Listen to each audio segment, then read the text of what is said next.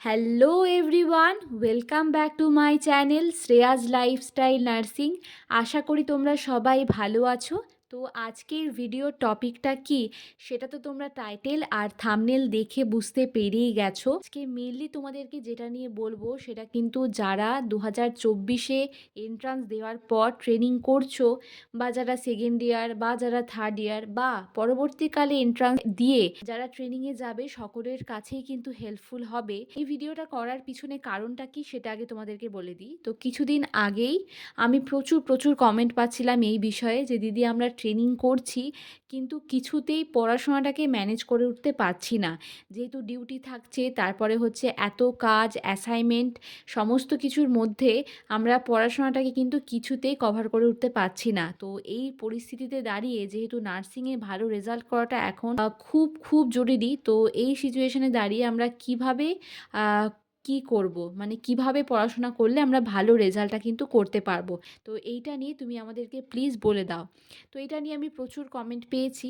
তো দেখো, সেপারেটলি যদি সবাইকে আমি রিপ্লাই দিতে যাই তাহলে সেটা কখনোই সম্ভব নয়। আর রিপ্লাইয়ে আমি যদি কিভাবে তোমাদেরকে বলবো বলো, একটা দুটো কথা বললে সেভাবে কখনোই তোমাদেরকে আমি ভালো করে বোঝাতে পারবো না। তাই ভাবলাম সেপারেট একটা ভিডিও করে তোমাদেরকে ডিটেলসে আমি ভিডিওতে কিন্তু বলে দিই। তো আজকের ভিডিওটা যে শুধুমাত্র যারা ট্রেনিং করছো তাদের জন্য হেল্পফুল হবে সেটা কিন্তু নয়, পরবর্তীকালে যারা ট্রেনিংয়ে যাবে সকলের জন্যই কিন্তু ভিডিওটা হেল্পফুল হবে। চলো শুরু করি।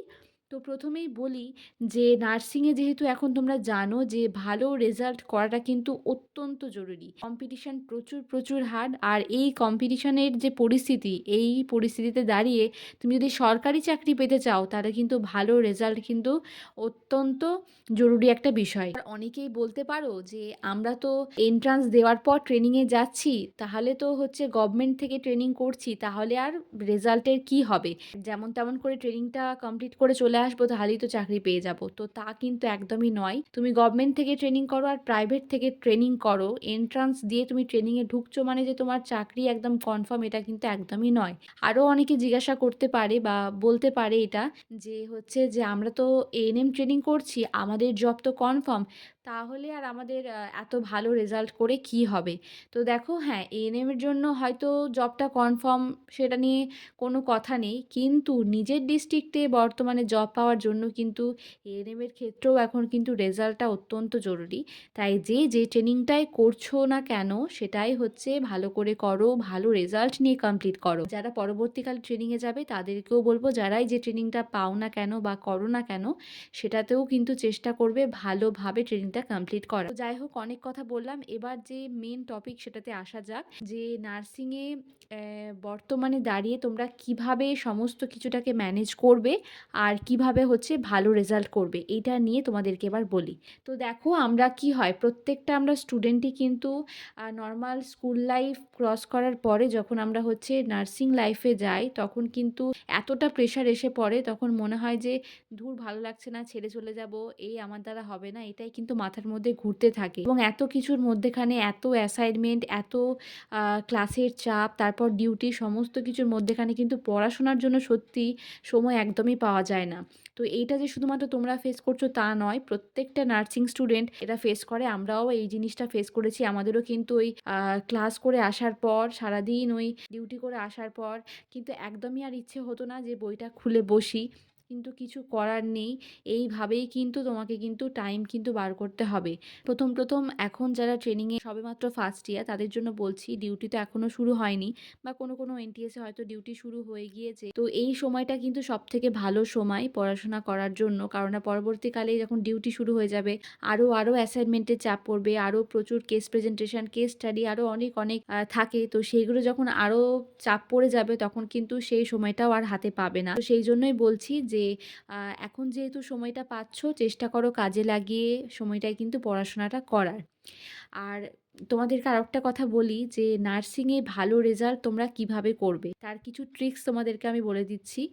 তো সেটা কিন্তু একটু হলেও তোমাদের কাজে লাগবে। আর যে শুধুমাত্র যেটা ফার্স্ট ইয়ার তাদের কাছে এটা হেল্পফুল তা কিন্তু একবারেই নয়, যারা সেকেন্ড ইয়ার, থার্ড ইয়ার, সকলের জন্যই কিন্তু হেল্পফুল হবে। তো দেখো, তোমাদেরকে বলে দিই, নার্সিংয়ে যারা ভাবছো যে আমি তো পড়াশোনায় খুব ভালো, তাহলেই হচ্ছে আমি নার্সিং স্কুলে গিয়ে খুব ভালো রেজাল্ট করব, তাহলেই হচ্ছে আমার রেজাল্টটা কিন্তু ভালো হয়ে যাবে। তো দেখো, নার্সিংয়ে গিয়ে গিয়ে তুমি যদি শুধুমাত্র ভাবো যে তুমি শুধু পড়াশোনা করবে আর হচ্ছে ভালো রেজাল্ট করবে, তাহলে কিন্তু কিছু হবে না। নার্সিংয়ে গিয়ে তোমাকে কিন্তু পড়াশোনা অবশ্যই করতে হবে, ওটা তো একদম মাস্ট, পড়াশোনা তো করতেই হবে, আর সেটা ছাড়া তো একদমই ভালো রেজাল্ট করতে পারবে না। কিন্তু পড়াশোনার পাশাপাশি নার্সিং স্কুলে প্রচুর প্রচুর আদার্স যে কারিকুলাম অ্যাক্টিভিটিগুলো হয় সেগুলোতেও কিন্তু ভালোভাবে তোমাকে পার্টিসিপেট করতে হবে। সেগুলোর ওপরেও কিন্তু একটা নাম্বার থাকে, সিস্টাররা দেখেন এই মেয়েটা কোন কাজে কিরকম পার্টিসিপেট করছে, ঠিক আছে, এইগুলোর ওপরেও একটা নাম্বার থাকে। তো সেই জন্যই বলছি যে আদার্স যে অ্যাক্টিভিটিগুলো হয় সেগুলোতে পার্টিসিপেট করার চেষ্টা করবে। কারণ তুমি দেখছো যে তোমার ফ্রেন্ডরা পার্টিসিপেট করছে আর তুমি বসে বসে দেখছো, তো এরকম নয়, তুমি যেটা পারবে সেরকম কাজে তুমি পার্টিসিপেট করবে। তারপরে হচ্ছে যে সমস্ত হেলথ টকগুলো হয় সেগুলো চেষ্টা করবে ভালোভাবে প্রেজেন্ট করার। যে চার্ট পোস্টারগুলো তৈরি করতে হয় সেগুলো চেষ্টা করবে ভালো করে তৈরি করার চেষ্টা করবে। কারণ তুমি ভাবছো যে যেমন তেমন করে আমি দিয়ে দেবো, সিস্টার তো এগুলো দেখছে না, এগুলোর উপরে তো নাম্বার নেই। তো দেখো, তুমি হয়তো ভাবছো যে এরকম একটা বিষয়, কিন্তু এটা কিন্তু একদমই নয়। এই সমস্ত কিছু কিন্তু সিস্টাররা লক্ষ্য করেন যে একটা মেয়ে শুধুমাত্র পড়াশোনা করছে না আদার্স যে অ্যাক্টিভিটিগুলো রয়েছে সেগুলোতে পার্টিসিপেট করছে, স্কুলের যে সমস্ত অন্যান্য কাজগুলো রয়েছে সেগুলোতে পার্টিসিপেট করছে, সমস্ত কিছু কিন্তু সিস্টাররা দেখেন। তো চেষ্টা করবে যে সমস্ত কাজে কিন্তু নিজে এগিয়ে গিয়ে পার্টিসিপেট করার। কারণ নার্সিং স্কুলে সেখানে নতুন একটা জায়গা, সেখানে কেউ তোমাকে বলবে না যে তুই এই কাজটা এগিয়ে এসে কর। তো নিজে গিয়ে তোমাকে কিন্তু পার্টিসিপেট করতে হবে, নিজে যেচে বলতে হবে তুই তো এই কাজটা করলি, ছাড় আমি এই কাজটা করে দিচ্ছি। তো এরকমভাবে কিন্তু নিজে এগিয়ে গিয়ে সে সমস্ত কাজে কিন্তু তোমাকে পার্টিসিপেট কিন্তু করতে হবে। তো আশা করি বুঝতে পেরেছো।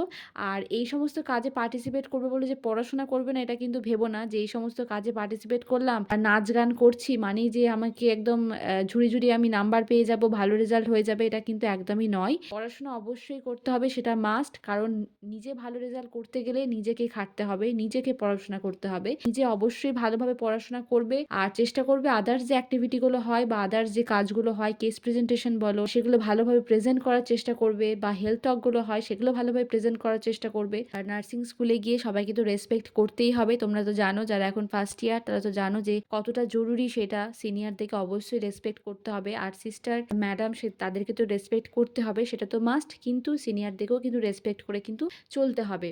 তো আশা করি আমি তোমাদেরকে একটু হলেও যে ইনফরমেশনগুলো দিচ্ছি সেগুলো হেল্পফুল হচ্ছে, সেগুলো তোমরা আশা করি কাজে লাগাবে ভবিষ্যতে, এবং এগুলো কাজে লাগালে দেখবে অনেকের অনেকটা হেল্প হবে, এবং ভালো রেজাল্ট তো অবশ্যই করতে হবে। কারণ সিচুয়েশন যা, সেই সিচুয়েশনে দাঁড়িয়ে মোটামুটি রেজাল্ট নিয়ে পাশ করে আসলে কিন্তু পরবর্তীকালে গিয়ে প্রচুর প্রচুর প্রবলেম কিন্তু ফেস করতে হবে। এবার আরও একটা কথা তোমাদেরকে যেটা বলবো, প্রচুর প্রচুর কমেন্ট পেয়েছি যে দি তোমার পার্সেন্টেজ অফ নাম্বার কত, তোমার পার্সেন্টেজ অফ নাম্বার কত। তো এইটা নিয়ে তোমাদের অনেকের অনেক মাথা ব্যথা, এটা তোমাদেরকে অবশ্যই আমি বলবো। তো এটার জন্য নেক্সট ভিডিওর জন্য অপেক্ষা করে থাকো। নেক্সট ভিডিওতে কিন্তু আমি বলে দেবো যে আমার পার্সেন্টেজ অফ নাম্বার ট্রেনিং লাইফে কত ছিল। তো এটা নিয়ে একদম চিন্তা করো না, পরের ভিডিওতে অবশ্যই বলে দেবো তোমাদেরকে যে আমার পার্সেন্টেজ অফ নাম্বার কিন্তু ট্রেনিং লাইফে কত ছিল, ফার্স্ট ইয়ারে কত ছিল, সেকেন্ড ইয়ারে কত ছিল, থার্ড ইয়ারে কত ছিল। তো আশা করি আজকের ভিডিওতে যা যা ইনফরমেশন তোমাদেরকে আমি দিয়েছি তা একটু হলে তোমাদের হেল্প করবে। তো যদি পারো তাহলে ভিডিওটা প্রচুর প্রচুর শেয়ার করে দিও তোমার যারা ফ্রেন্ডরা ট্রেনিং করছে বা পরবর্তীকালে করবে তাদের মধ্যে। কারণ তাদের যদি ভিডিওটা একটু হেল্পফুল হয় তাহলে আমি খুশি হব। পারো তাহলে অবশ্যই ভিডিওটা শেয়ার করে দিও তোমার ফ্রেন্ডদের মধ্যে। আর ভিডিওটা কেমন লাগলো কমেন্টে জানিও।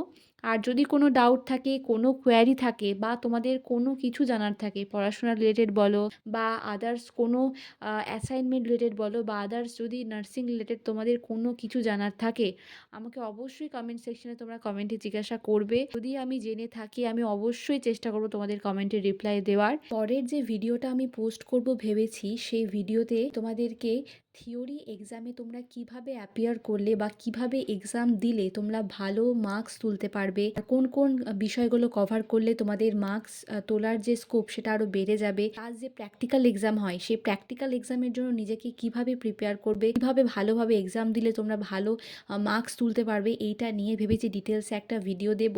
যেহেতু অনেকেই এই বছর নতুন, তো এই জিনিসটা যদি তোমাদের জানা থাকে, একটু ধারণা থাকে, তাহলে হয়তো বিষয়টা একটু তোমাদের কাছে ক্লিয়ার হবে, ভালো হবে বুঝতে। তো তার জন্য ভেবেছি পরের ভিডিওতে আমি সেটা পোস্ট করব। তো তোমরা যদি সেই ভিডিওটা চাও আমাকে কমেন্ট সেকশনে কমেন্টে জানিও, তবেই কিন্তু আমি পরের ভিডিওতে এই টপিকের ওপর কিন্তু ভিডিওটা পোস্ট করব। তো যদি চাও তাহলে আমাকে কমেন্ট সেকশনে কমেন্টে জানিও যে সেই ভিডিওটা তোমরা চাও কিনা। এই ভিডিওটা তোমাদের কাছে কতটা হেল্পফুল হলো সেটাও কিন্তু আমাকে কমেন্টে জানিও। আর যারা চ্যানেলটিকে সাবস্ক্রাইব করোনি সাবস্ক্রাইব করে দিও। আমার চ্যানেলের পাশে থেকো। সবাই সুস্থ থেকো, ভালো থেকো, সাবধানে থেকো। খুব শীঘ্রই দেখা হবে তোমাদের সাথে পরের কোনো ভিডিওতে। টাটা।